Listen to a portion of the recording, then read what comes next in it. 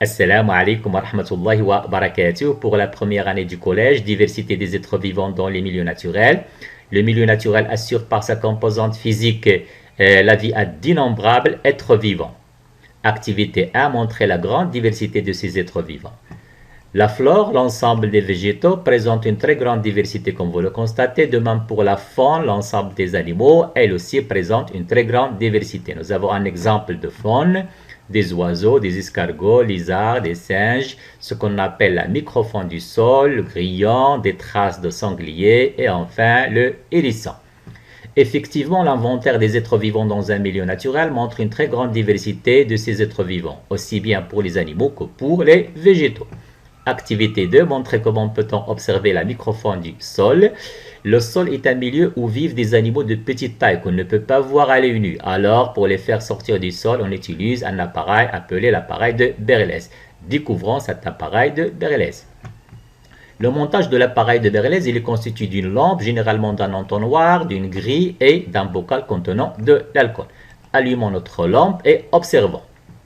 Effectivement, comme vous allez le constater, l'éclairement et la chaleur par la lampe provoquent la fuite de la microfaune du sol et finit par tomber dans notre bocal. Ainsi, on peut observer cette microfaune en utilisant une loupe binoculaire par exemple.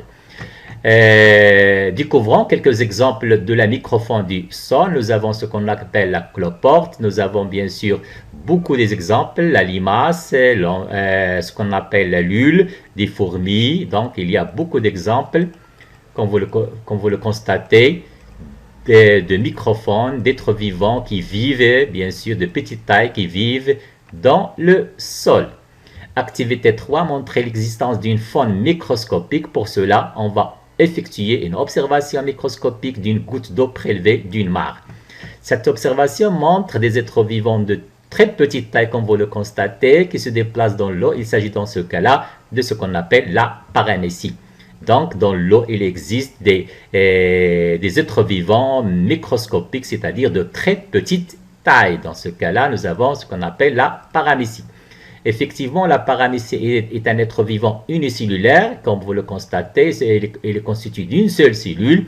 On retrouve les trois composantes essentielles de la cellule, c'est-à-dire la membrane cytoplasmique, le cytoplasme et le noyau. Mais la paramécie possède en plus des cils qui lui permettent bien sûr de se déplacer, de nager dans l'eau. Découvrons d'autres êtres vivants microscopiques. Nous avons la paramécie, comme vous le constatez. Je m'excuse. Voilà. Donc, nous avons une paramécie, comme vous allez le constater. Nous avons, dans ce cas-là, ce sont des protozoaires. Nous avons des algues microscopiques, effectivement, des algues microscopiques. Nous avons ce qu'on appelle des champignons microscopiques.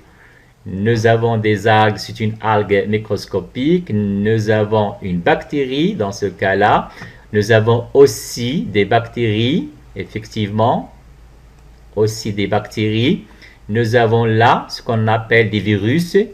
Donc, les êtres vivants microscopiques, ils se divisent. On les a classés en 5 groupes. Il y a les protozoaires, les champignons microscopiques. Nous avons ce qu'on appelle l'amibe, je m'excuse. Donc, les protozoaires, les champignons microscopiques, les algues microscopiques, les bactéries et aussi les virus. Je continue. Donc, effectivement, dans un milieu naturel vit un très grand nombre d'êtres vivants, animaux et végétaux. Certains sont visibles, les oiseaux, les singes, etc. D'autres invisibles de petite taille en millimètres et vivent dans le sol, la microfaune du sol, alors que d'autres sont microscopiques. On a cité l'exemple de la paramécie de l'amibe. Merci.